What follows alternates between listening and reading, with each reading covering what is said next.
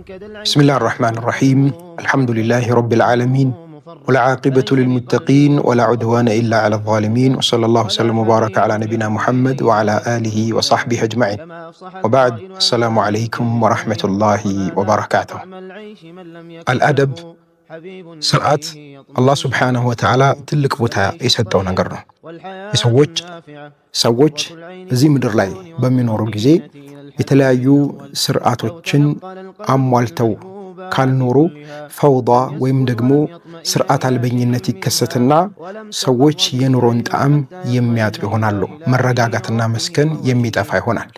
ታዲያ አደብ ስንል ስርዓት ስንል ትልቁ ስርዓት ልንይዝ የሚገባው ከአላህ ሱብሓነሁ ወተዓላ ጋር ነው።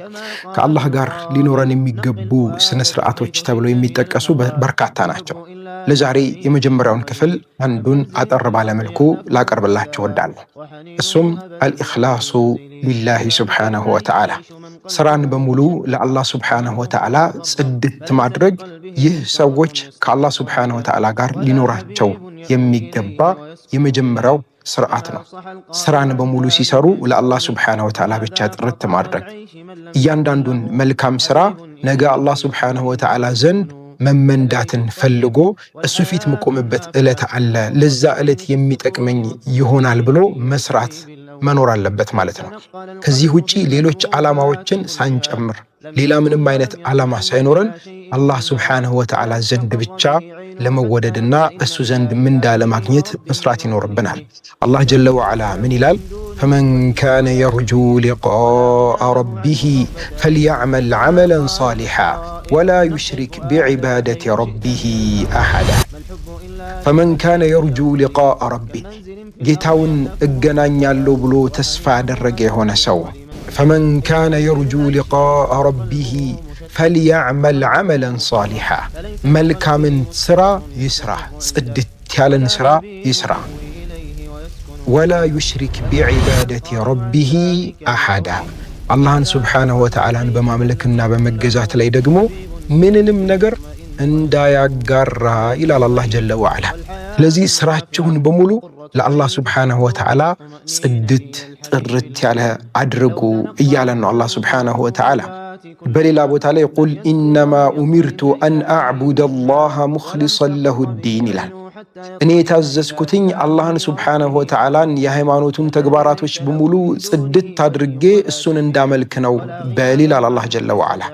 በሌላ ቦታ ላይ ወማ ኡሚሩ ኢላ ሊያዕቡዱ አላህ ሙኽሊሲነ ለሁ ዲን፣ ሰዎች እኮ አላህን ሱብሓነሁ ወተዓላን የሃይማኖቱን ተግባራቶች ጽድት አድርገው እንዲያመልኩ እንጂ በሌላ አልታዘዙም ይላል። ወሊሃዛ ሃይማኖታዊ እስላማዊ ተግባራቶቻችንን ስንፈጽም እሱ ዘንድ መወደድንና እሱ ዘንድ ምንዳ ማግኘትን ብቻ አስበን መሆን ይኖርበታል። ከዛ ውጪ ሌሎች ነገሮች የተቀላቀሉበት፣ ሌሎች ዓላማዎች የተጨመሩበት፣ ሰዎች ዘንድ መወደድ፣ ሰዎች ዘንድ መደነቅ፣ ሰዎች እንዲሰሙ፣ ሰዎች እንዲያዩልኝ የሚል ነገር ሊጨመርበት አይገባም ማለት ነው። አላህ ጀለ ወዐላ በሐዲስ አልቁድሲ ላይ አነ አግነ ሹረካእ ዐን ሽርክ መን ዐሚለ ዐመለን አሽረከ ፊህ መዕየ ገይሪ ተረክቱሁ ወሽርከህ ይላል አላህ ሱብሓነሁ ወተዓላ። ስራ በሙሉ ሲሰራ ለኔ ብቻ ጽድት ተብሎ እንዲሰራ ነው የምፈልገው እያለ ነው አላህ ጀለ ወዐላ። በጋራ ከሚደረጉ ነገሮች በሙሉ እኔ የጸዳሁ ነኝ። ማንኛውንም ስራ ሲሰራ ሰው ከኔ ውጪ ሌላን ነገር የጨመረበት ከሆነ፣ ሌላን ዓላማ የጨመረበት ከሆነ ሰውየውንም ስራውንም እተወዋለሁ ይላል አላህ ሱብሓነሁ ወተዓላ። ወሊሃዛ ከአላህ ሱብሓነሁ ወተዓላ ጋር ሊኖረን የሚገባውን አዳብ ስርዓት ስንጠብቅ የመጀመሪያው ትልቁ ሁል ጊዜ ልንረሳው የማይገባው በሁለት አይኖቻችን መካከልም ተክለን ሁሌ ልናስታውሰው የሚገባው አልኢኽላሱ ሊላሂ ጀለ ወዐላ፣ ስራችንን ለአላህ ሱብሓነሁ ወተዓላ ማጥራት ነው። ፈመን አኽለሰ ዐመለሁ ሊላሂ ጀለ ወዐላ፣ ስራውን ለአላህ ሱብሓነሁ ወተዓላ ጥርት ያደረገ የሆነ ሰው ትልቁን አዳብ ትልቁን ስርዓት አሟልቷል ማለት ነው። አላህ ይወፍቀን። ወሰላሙ ዐለይኩም ወረሕመቱላህ። ለኸይር ነው ወላሂ ለኸይር ነው። ነቢ ኢብራሂም ዓለይሂ ሰላም በእድሜያቸው ማምሻ ላይ ያገኙትን ልጃቸውን እስማዒልን አልሐምዱሊላሂ አለዚ ዐለል ኪበሪ እስማዒል ብለው ያመሰገኑበትን ልጃቸውን አላህ ሱብሓነሁ ወተዓላ ከሐጀራ ጋር እልም ያለ በረሃ ላይ ትታቸው ሂድ አላቸው። እኛ ስንመለከተው መጥፎ ነገር ነው ይመስለን። አላህ ሐጀራን ሰፍዋና መርዋን 7 ጊዜ አመላለሳት መጥፎ ነገር ነው ይመስለን።